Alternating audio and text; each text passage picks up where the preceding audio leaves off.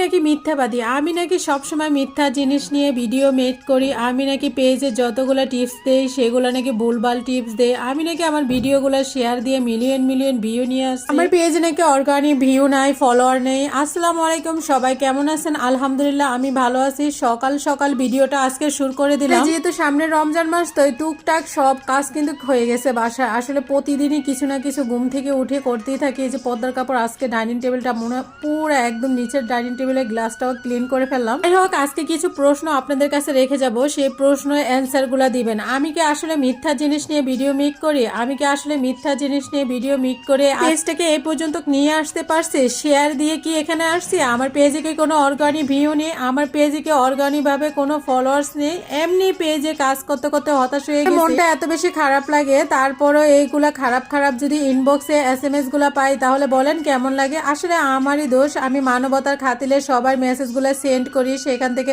Reply দেওয়ার জন্য চেষ্টা করি। আমাকেও যারা মেসেজ দেয়, সত্যি কথা বলেন তো আমি তাদের মেসেজগুলা রিপ্লাই করি কিনা, আসলে এইটাই আমার দোষ হয়ে গেছে। একটা আপু আমাকে মিথ্যাবাদী বললো যে গতকাল রাত্রে জিজ্ঞাসা করছিল, আপু আপনার পেজটা কিভাবে এত দ্রুত এগিয়ে গেছেন?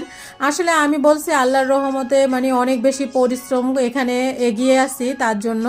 তো উনি আমার কথাটা বিশ্বাস করে নেয়। উনি আমাকে বলে কি, আপনার পেজে তো অনেক বেশি শেয়ার, আপনার পেজে তো শেয়ার ছাড়া ভিউ হয় না, মিলিয়ন মিলিয়ন ভিউ হয়েছে তো আপনার শেয়ারগুলোর কারণে, তাই না? ভুলভাল টিপস দিতেছেন, এগুলা ভুল কথাগুলো। আসলে এই কথাগুলো শোনার পরে টুকটুক করে চোখ দিয়ে পানি পড়তেছে। আসলে এত বেশি কষ্ট পাচ্ছিলাম আপনাদের বোঝাতে পারবো না। তারপর সকাল থেকে মানে রিয়েলাইজ করলাম, আসলে পেজটা যখন বড় হয় তখন ইনবক্সে কেন মেসেজগুলো রিপ্লাই করে না।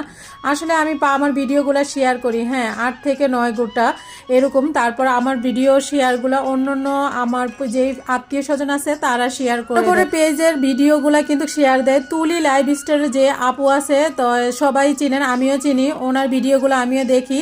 তারপর তুলি আপুর ভিডিওগুলো কিন্তু মানে গল্পগুলো বলে আমাদের, মানে শোনায়। ওই আপুর ভিডিওগুলো কিন্তু ওই গ্রুপে সবসময় দেখি, ওই গ্রুপে আমি সবসময় শেয়ার দিই। ওনাদের যেহেতু বড় বড় অনেক পেজ, অনেক আপুরা আছে এরকম মানে শেয়ার দেয়, তো ওনারা যেহেতু অনেক বড় বড় পেজ, ওনারা শেয়ার দিয়ে এই পর্যন্ত আসতে পারে, তো এখন পর্যন্ত ওনারা ওনাদের পেজে ভিডিওগুলো কিন্তু শেয়ার দেয়।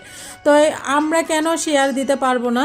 তো আবার অনেক আপুরা আছে মানে কোনো ভিডিও শেয়ার করে না, তার ব্যক্তিগত ব্যাপার। এটা মানুষকে বলে বোঝানো যায় না যে পেজ সম্পর্কে। আর এখানে তো আমি কোনো কাজ শিখাই না, আমি কিভাবে আপনাকে এত কিছু শেয়ারে মানে এত কিছু কিভাবে মেসেজে বোঝাবো?